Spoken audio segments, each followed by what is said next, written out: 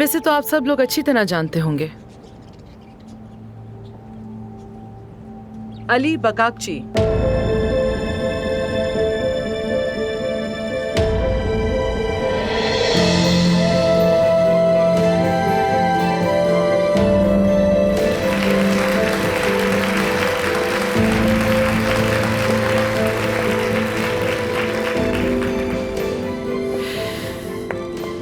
चलो अब सब कुछ तुम्हारे हवाले।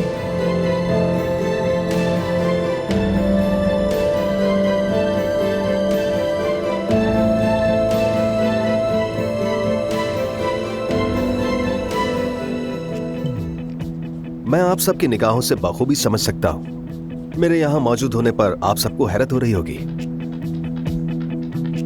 जैसे अमेरिका में वैसे ही यहां पर भी अपना नाम बनाने की कोशिश करूंगा। और सच तो यह है कि मैं आप सबसे मिलने के लिए बहुत बेताब था। अब हम रोज मिला करेंगे। फिलहाल कहने को बस इतना ही था। बहुत शुक्रिया।